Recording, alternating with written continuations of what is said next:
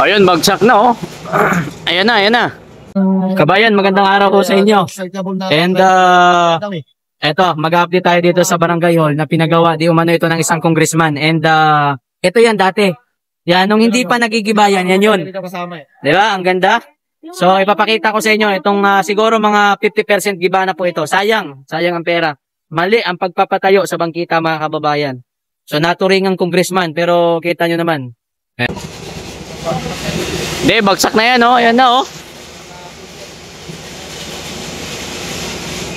Ayan na, hinihi. Ay, grabe. Bagong-bago kasi kabayan, kaya ganun. Ayan oh. Bagong gawa, bagong giba. Ayan, ba't naman kasi pinatayo mo dito, congressman?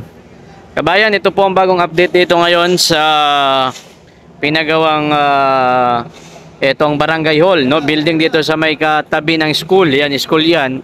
And latest update kabayan. Grabe. Ito yung fourth floor, oh, yung mga haligi ng fourth floor talagang binababaan na ho nila. Balik kunting ano na lang kabayan. Ayan na. Babagsak na yung isang poste oh. Sayang talaga itong ano na ito kabayan.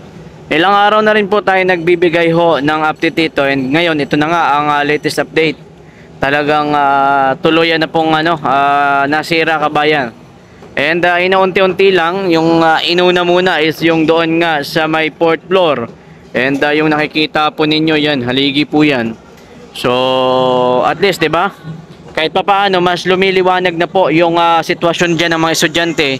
Kasi ayan po oh. So walang aircon yan. So kawawa naman kapag nandyan po yan, natatakpan po sila ng building ho na yan kabayan. So nakakalungkot po na ito na yung sitwasyon ng ilang milyon kabayan, no? Ilang milyon, tandaan po ninyo, hindi po yan 1 milyon, hindi po dalawa, no? Milyon po ang ginastos po dyan. Tapos ngayon, ganyan na ho ang sitwasyon, no? Nakakalungkot po na eksena kabayan. Talagang grabe, tax ano yan, people's money po yan. Ayun, ibabagsak na kabayan, no? Tayin po natin, ayan, ibabagsak na. Ayun, ibabagsak na yung yung poste, oh.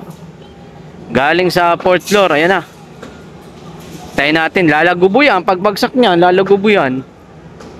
Ayan na, boom. Kunti pa, hinihintay pa natin, kunti pa. Ayan, nasa bangkita kasi. Alam nyo, hindi lamang ito eh. Marami pa pong mga building na gigibain kabayan na nasa mga bangkita din po. Pero ganito din, Barangay Hall din. So marami pa pong gigibain. Ayan oh, at least 'di ba kahit papaano gibang-giba na dito. Now, ang layo nito kabayan, ang layo nito nung pinakita natin nung nakaraan, nung unang araw po na pagbibigay po natin ng update dito. Ang layo talaga, sing malayong malayo. Ayun oh. Oh. Isipin po ninyo kung gaano po kalaki. Bukod sa gumastos na po ng milyon-milyon ang gobyerno, gaano pa po naging perwisyo itong Barangay Hall na ito kabayan. Pansinin po ninyo.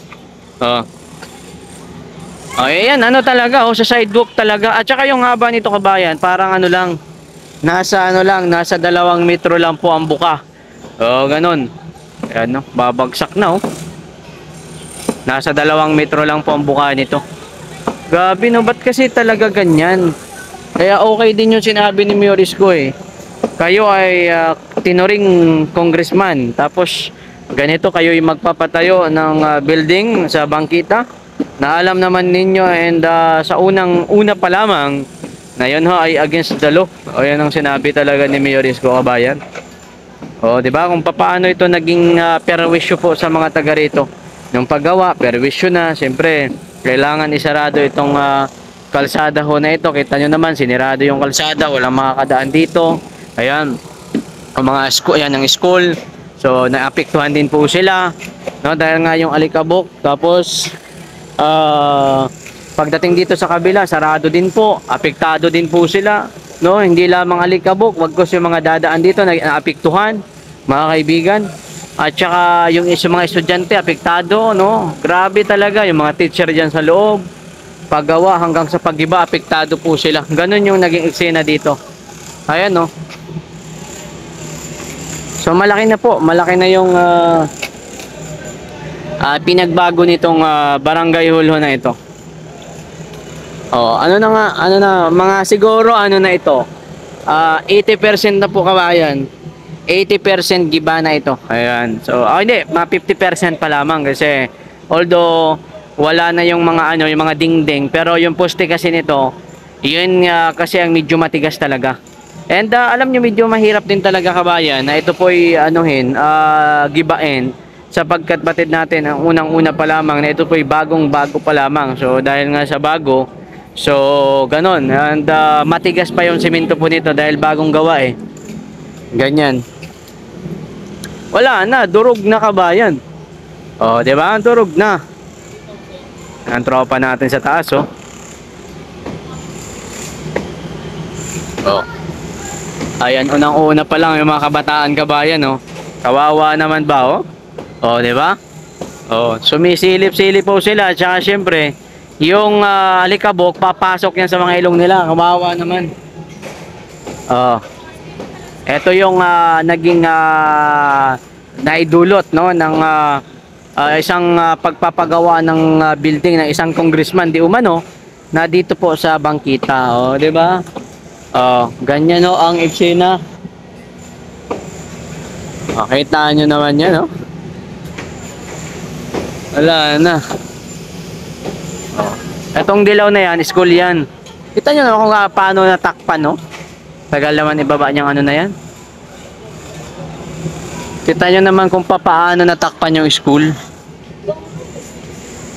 Kahit sabihin natin na maganda yung intention. Kasi nagpaliwanag na rin naman dito si Kong Chowa na di umano, ganito, maganda naman intention niya nga. Kasi nga, sabi niya, para daw sa mga senior at yung mga estudyante kapag ka ganon, mabilis magano kasi andito nga lang daw sa harapan nila.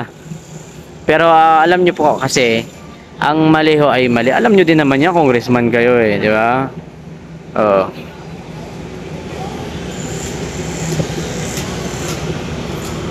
Actually, nagsalita na rin naman dito guys si General Sukat. Sabi niya nga talagang isipin nyo dating kay BP Sara, grabe yung investigation sa Quadcom. Ito, hayagan talaga ito kabayan. Ebidensya malinaw pa sa malinaw, mali ang pagpapatayo against the law. So sana ito yung investigahan sa Quadcom kasi pera ng taong bayan yan. Alangan naman, sasayang lang. Tapos wala lang mananagot. Maling mali. Oh. Kaya dapat lang talaga na may managot talaga dyan kabayan. Dapat lang meron talaga dapat. Ayan no. Oh. Ang lakas ng loob ng mag-imbestiga kay BP Sara, Potragis. Tapos no, grabe kabayan. Tapos ito nasa bangkita. Oh. Grabe talaga ano.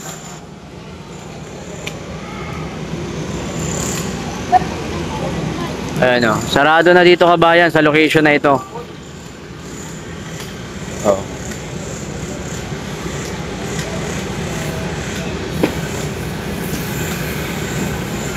Hintayin na lang natin na bumagsak na yan, no? Kasi pabagsak na yan kabayan, no?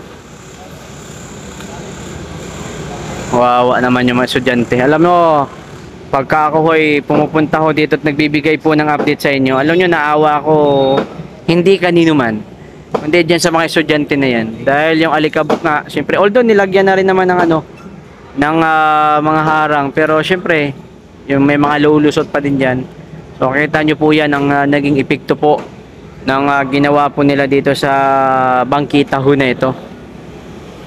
So, diba, get na dapat ay ito imbestigahan sapagkat batid naman natin unang-una pa lamang na yan ho ay mali. Ang lakas no? Sana kabayan dumating sa time na imbestigahan ho ito kasi hindi lang ito nag-iisa eh. Hindi lang ho yan nag-iisa. Ayun no.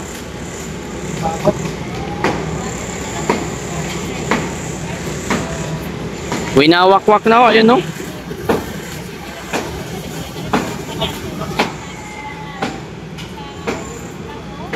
Yung unang araw, grabe yung ganda ho nito eh. Grabe yung ganda ho nito kabayan. Pero ngayon, durog na ho.